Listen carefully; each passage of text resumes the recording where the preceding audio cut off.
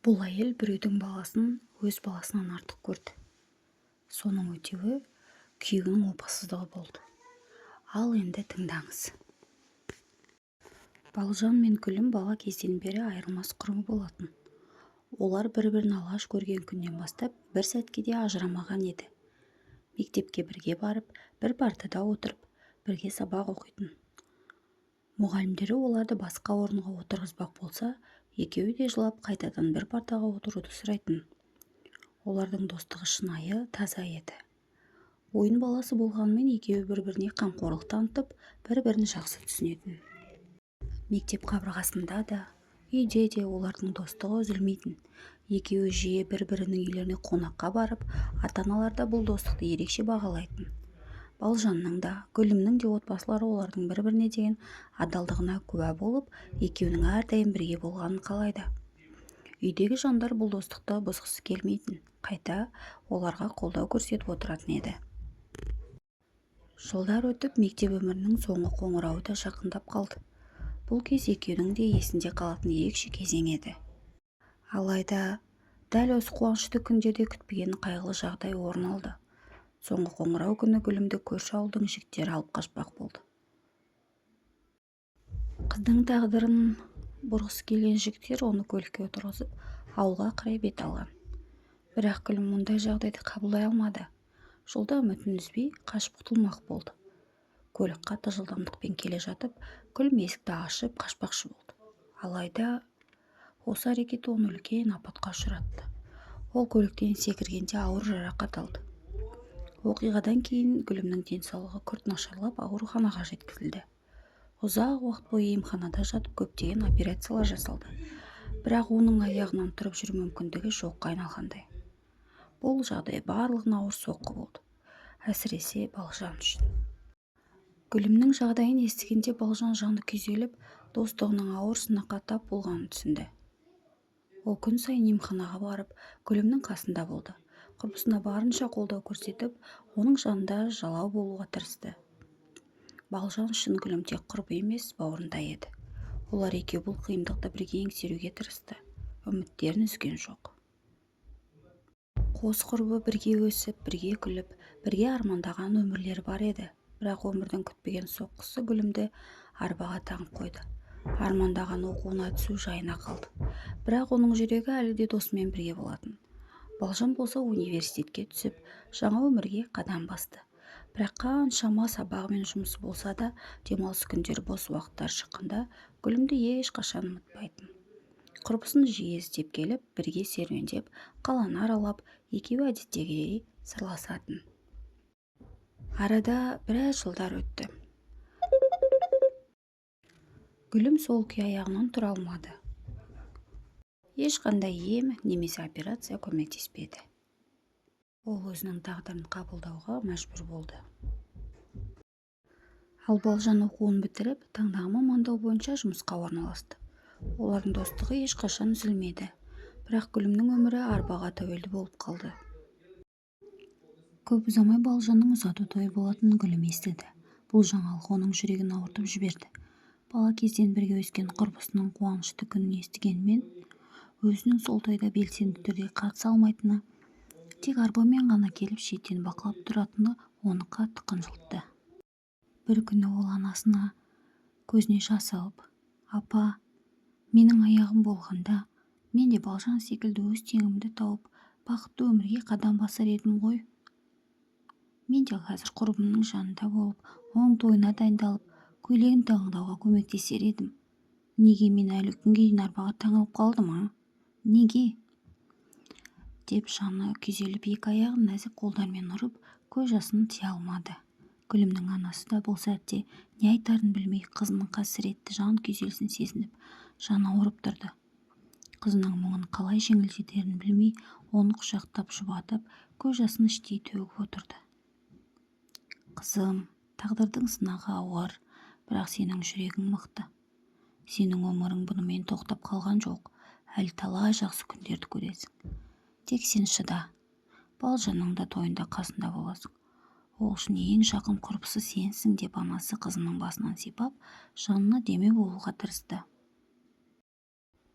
Бұл сөздер Гүлімге аз да болса күш берді. Ол арбаға таңылғанымен досының қасында болатынын түсінді. Өмірдің қиындықтарына қарамастан, олардың достығы сол қалпында сақталатынына сенді. Балжанның той күні жақындаған сайын Гүлімнің көңіл күйі алаңдаулы болды. Күн сайын құрбысының қуанышын бөлісіп жүрсе де, іште әлде қандай мазасыздық сезімін баса алмайтын еді. Бұл мазасыздық оның жүрегінің түбінде жатқан арман тілегімен байланысты еді. Ол өзінің мүгедектігіне қарамастан, әрдайым толыққанды өмір сүріп, өзгелерде бақытты болғысы келетін. Бірақ тойға дайындалып жүргенде ол біртүрлі өзгеше күй кешті. Тойға баратын күні жақындаған сайын бойындағы толқу мен қобалжу күшейе түсті. Той күні де келіп жетті. Гүлім әдемі ақшыл көйлегін киіп, шашын сәндеп дайындалды. Ол тойға арбасымен барса да, сұлулығы мен сәні кез келген адамның назарын аударатындай болды. Келген қонақтар Гүлімнің көркіне таң қалып, оны мақтай бастады. Сол кеште Гүлімнің өмірі күтпеген жерден өзгеріп кететінін ол сол кезде білген жоқ. Тойда Балжанның қайнысы Ғалымжанның көзі Гүлімнен түспеді. Оның мінезі, нәзіктігі, табиғи сұлулығы Ғалымжанды баурап алды. Сырттай қарап отырып, ол Гүлімге бірден ғашық болғанын түсінді. Тойдан кейін Ғалымжан оның телефон нөмірін тауып алуға тырысты. Балжаннан рұқсат сұрап, Гүлімнің номерін алды. Келесі күні Ғалымжан Гүлімге хабарласа бастады. Алайда Гүлім телефон қоңырауына жауап бермеді. Басында бір рет қоңырау соғып көрді, кейін тағы бірнеше мәрте тырысты. Бірақ Гүлім телефонды мүлдем көтермеді. Ойында сан алуан сұрақтар мен күмәндар туды. Не істеу керектігін білмей жүрген еді. Ғалымжанның қоңырауларынан кейін ол өз-өзіне сенімсіздік сезінді. Өзінің жағдайына байланысты Ғалымжанның оған шын ғашық болғанына күмәнмен қарады. Мен арбамен көрді ғой, мүмкін жай ғана жаны ашыған шығар деген ой мазасын алды. Күндердің бір күнде Балжан Гүлімге келіп, «Гүлім, саған бір нәрсе айтуым керек» деп сөз бастады. «Я, не болды?» деді Гүлім қызығушылықпен. «Қайыным Ғалымжан саған қатты ғашық болып қалғанын айтты. Ол сені тойда көргеннен кейін бірден сені ұнатты. Қанша рет хабарласыпты, бірақ сен мүлде жауап бермепсің. Телефон номеріңді мен берген едім, оған ренжімеші. Өтініш, келесіде ол қоңырау шалса, сөйлесші» деп Балжан жымиып қойды. Гүлім бұл сөздерді естігенде төбесі көкке жеткендей болды. Оның жүрегіндегі сенімсіздік бір сәтте сейілді. Балжанның қайнысы оған шын мәнінде ғашық болғанына сеніп, өзіне деген сенім оянды. Бәрінен де ол қуанды. Ғалымжанның Балжанның отбасынан, яғни құрбысының туысы болғанына оған ерекше әсер етті. Келесі қоңырау түскенде Гүлім көп ойланбай жауап берді. Ғалымжанмен алғаш рет сөйлескен кезде ақ екеуінің әңгімесі тез жарасып кетті. Олардың арасындағы әңгімелер күннен күнге жиілеп, ұзаққа созылатын болды. Әр әңгіме сайын Ғалымжан Гүлімге деген сезімдерін ашық айтып, оған жақындап бара жатты. Көп ұзамай Гүлімнің қолын сұрап келді. Гүлімнің үйінде той-думанның қарбаласы жүріп жатты. Барлығы қыздарының бақыты үшін қуанып, үлкен тойға дайындалып жатты. Әке-шешесі қарапайым, ақ көңіл жандар еді. Олар да қыздарының қуанышына ортақтасып, екі жасқа қолдау көрсетіп жүрді. Ғалымжан мен Гүлім бір-біріне шынайы сүйіспеншілікпен қарап, олардың махаббаттары күн сайын нығая түсті. Екеуі шаңырақ көтергеннен кейін қалаға бөлек пәтерге шықты. Өздерінің жаңа өмірін бірге құрып, ортақ армандарын жүзеге асыруға бел буды. Гүлімнің өміріндегі ең үлкен қуаныштардың бірі дәрігерлердің оның аяқтарына жан бітіп, енді жүріп кету мүмкіндігі бар екенін айтқан жаңалық болды. Бұл жаңалық олардың өміріне тағы бір жарқын сәуле шашты. Ғалымжан да бұл қуанышты бөлісіп, болашақтарына сеніммен қарады.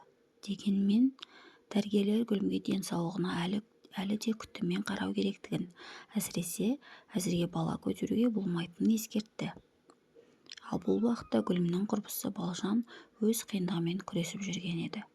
Балжан жақында ғана жүкті болғанын білгенмен, түсік тастай бергенін естігенде Гүлімнің жүрегі ауырып, жаны құлазыды. Құрбысының басындағы бұл ауыртпалық Гүлімді қатты уайымға салды. Бірақ ол Балжанға қолдау көрсетіп, оны сабырға шақырып, жұбату сөздерін айтып, әрқашан жанынан табылуға тырысты.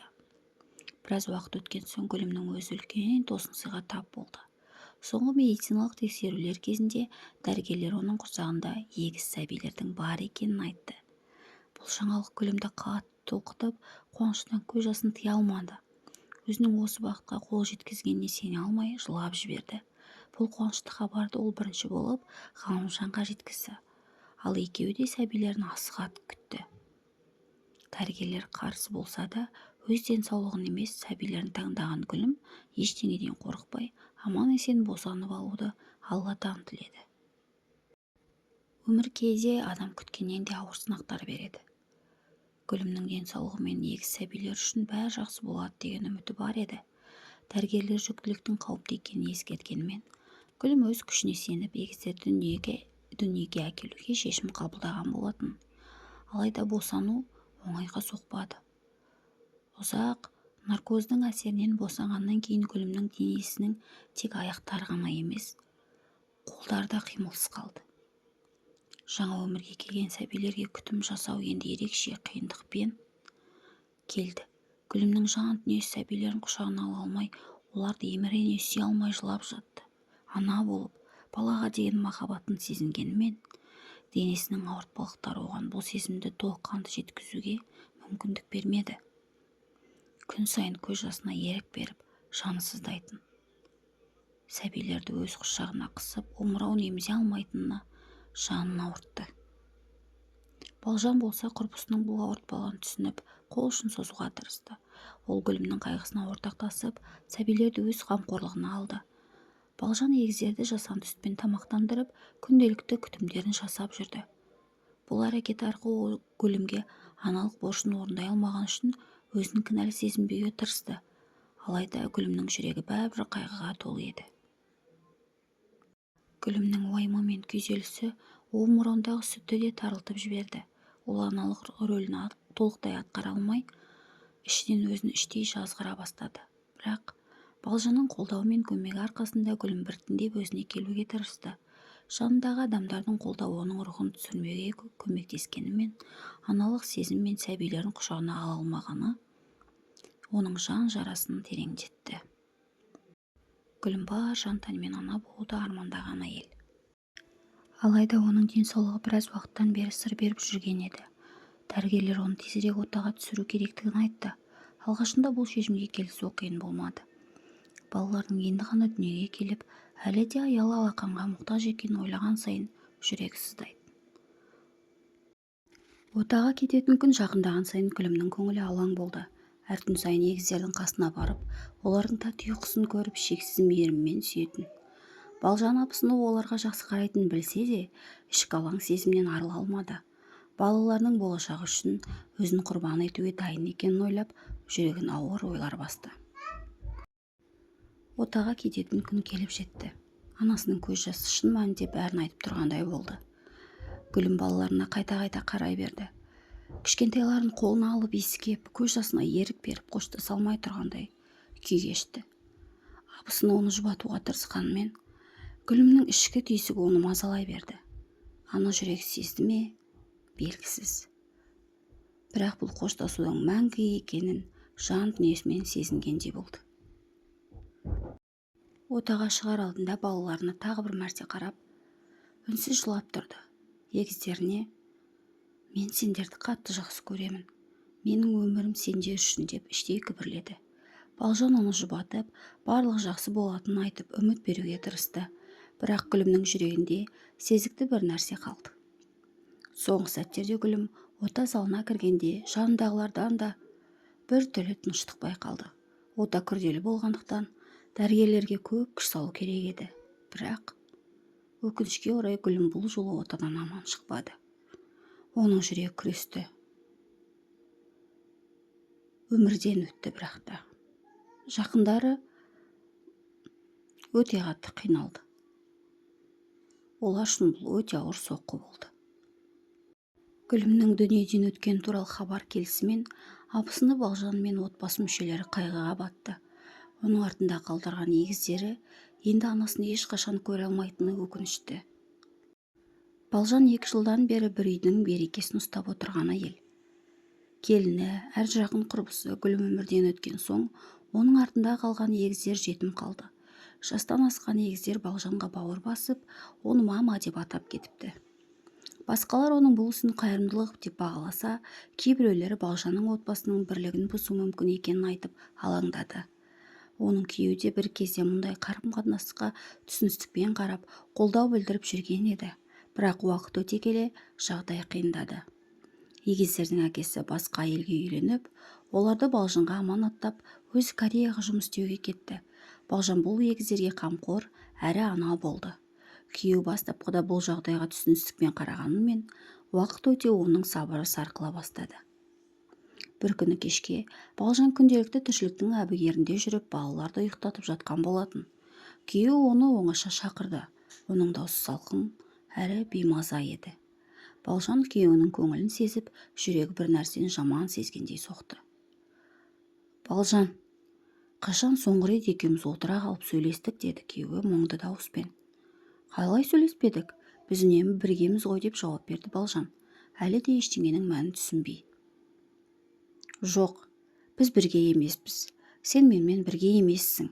Мына жетімдерге менен де артық қарайсың. Мен сені жоғалтып бара жатқандаймын». Балжан аң-таң, ол осындай әңгіме болады деп ойламаған еді. «Сен не айтып тұрсың? Бұл балалар бізге аманат, мен оларды тастап кете алмаймын. Біз бәріміз бір отбасымыз ғой» деді Балжан дауысы дірілдеп. «Бірақ мен саған керек емеспін бе? Менің сен үшін ешқандай мәнім жоқ па? Менің бар екенімді ұмыттың?» деп күйеуі дауысын көтере бастады. «Жоқ, олай емес» деді Балжан көздеріне жас іркіліп. Күйеуі қолын қатты сермеп: «Жетер. Мен енді бұлай өмір сүре алмаймын. Мен үшін ешқашан уақыт таппайсың. Сен мені тастап, осы балалармен ғана өмір сүріп жатырсың. Үйден кет, ажырасамын. Маған тумайтын әйел керек емес», деді ашуланып. Балжан күйеуінің кешегі сөздеріне әлі де сенгісі келмей, бұл жай ғана ашудың әсері деп ойлады. Бірақ таңертеңгі жағдай оның жанын түршіктірді. Ертеңгісін ол күнделікті тірлігін жасап жүргенде, күйеуі есік алдында шүберек жетпей қалғандай жеңіл киінген, бетінде макияж қалың, аузында сағыз шайнап тұрған жас қызды ертіп келді. Балжанның жүрегі зу ете түсті. Күйеуі салқын әрі ренішті жүзбен әйеліне қарап: «Бұл менің жаңа елім. Орныңды босат, кет үйден», деп киімдерін бір-бірлеп лақтырып жатты. Балжан бұл көрініске сенер емес, өз көз алдында болған жағдайды түсіне алмай үнсіз қалды. Кешегі қайната мен енеден көрген қолдаудың да енді маңызы жоқ сияқты. Олардың ұлы өз шешімін қабылдап, ештеңені тыңдағысы келмей тұр. Ата-енесі үйден шығып келіп, бұл көрініске төзе алмай: «Ұлым, не істеп жатырсың?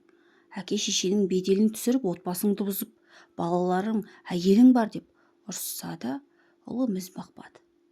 Жаңа келген қыз тек сағызын шайнап, Балжанға кексеніммен қарап, әлде қандай болып тұрды. Бұл әйелдің көздерінде ешқандай жанашырлық та, ұялу да жоқ. Ол Балжанның орнына келуге дап-дайын, бұл енді өзім билік етем деген сеніммен қарап тұрғандай. Балжанның көзіне жас келіп, жүрегі сыздап бара жатты. Күйеуінің бұл әрекеті оның ішкі әлемін толығымен ойран етті. Ол бәрін ой елегінен өткізгенде, күйеуіне қалай сенгенін, отбасы үшін барлығын жасағанын еске түсірді. Бірақ қазір бәрі түкке тұрғысыз болып қалғандай еді. Күйеуі киімдерін лақтырған сайын, ол сыртқа қарай бір адым шегініп, үнсіз көз жасын сүртіп тұрды. Балжанның өмірі күрт өзгерді. Күйеуінің опасыздығынан кейін ол егіздерді алып, төркініне баруды жөн көрді. Бірақ ол жақта да жылылық таппады. Анасы қабағын түйіп, ауыр сөздер айтты. «Мен саған айттым ғой, мына балалар саған кедергі болады деп. Сен өз бақытыңды қолыңмен қидың. Енді не болды?» деп ұрысты. Балжан бұл сөздерге ішінен күйзелсе де еш жауап қатпады. Ол балаларды да, өзінің жағдайын да түсінетін жанашырлық іздеді. Бірақ анасының мұндай суықтығы одан әрі жанына батты. Бірақ көп ұзамай ата-енесі Балжанды іздеп келіп, оның әрекеті үшін кешірім сұрап, оның немелерімен бірге бөлек пәтерге көшіріп, қамқорлық көрсетіп жүрді. Олар Балжанға қолдау көрсетіп, оның жалғыз қалмауын қалады. Ал күйеуі жас әйелмен бірге тұрып жатқан еді, бірақ олар жайында еш хабар жоқ болатын. Арада 1 жыл өтті. Балжан балаларды өсірумен әлек. Жаңа өмірге үйреніп қалған. Бұл уақытта оның қайнысы Кореядан оралды. Ол да өз өмірінде қиындықтарға тап болыпты. Шетелде жүргенде оның әйелі басқа біреуге кетіп қалған екен. Бұл жағдай оны да әлсіретіп қатты өзгерткен еді. Бірде үйде ешкім жоқ кезде Балжан тыныштықты пайдаланып үй тіршілігін жасап жүргенде қайнысы оның артынан келді. Балжан оны байқамай қалды. Кенеттен қайнысы оның белінен ұстап құшақтай бастады. «Балжан, мені тыңдашы», деді қайнысы даусын жұмсартып. «Сенің қандай жан екеніңді білемін, сен маған әйел болшы. Біз бірге болайық, мен саған бақыт беремін». Балжан таңданып тез арада өзін босатып алды. Оның денесі дірілдеп кетті. Қайнысының мұндай әрекетке барғанына сенгісі келмеді. Ол бір сәтте өз өмірінің тағы бір рет бұзылғанын сезді. Сен не істеп жатырсың?» деп айқай салды Балжан. Ызаланған даусы дірілдеп. «Мен сенің жеңгеңмін. Бұл не деген арсыздық?» Қайнысы төмен қарап үндемей тұрып қалды. Бірақ ол іштей өзінің сезімдерін жасыра алмай жүргенін білді. Балжан болса тез арада үйден шығып ата-енесіне хабарлауды ойлады. Бұл жағдай оны мүлдем тығырыққа тіреді. Айтуға іштей намыстанды. «Маған ешқандай еркек керек емес. Мен тек егіздерді өсіріп, адам қылсам, құрбым гүлім көрінде тыныш жатса екен деп бәріне шыдап жүрмін. Бірақ гүлімнің күйеуін еш уақытта қабылдай алмаймын. Ал бұны ол түсінбейді. Әйелің болғым келмейді. Басқа жанға үйлен. Балаларыңды өзім өсіріп беремін десем де, бұл есерсоқтың аңдығаны екі бұттың ортасы. Балаларымды көруге келдім деп, екі көзімен мені ішіп-жеп барады. Не істеймін? Кеңес жазыңыздаршы». Бұл өмірден алынған оқиға болатын. Енді қалай ойлайсыздар? Балжан дұрыс істеді ме? Жоқ, әлде ол бәріне шыдап үнсіз қалу керек пе? Әлде бұл жағдайда ашық айту керек пе? Жетім қалған балалардың болашағы үшін ол не істеу керек? Сіз осы жағдайда не істер едіңіз? Пікірлеріңізді қалдырыңыздар. Кеңестеріңіз мен үшін өте маңызды.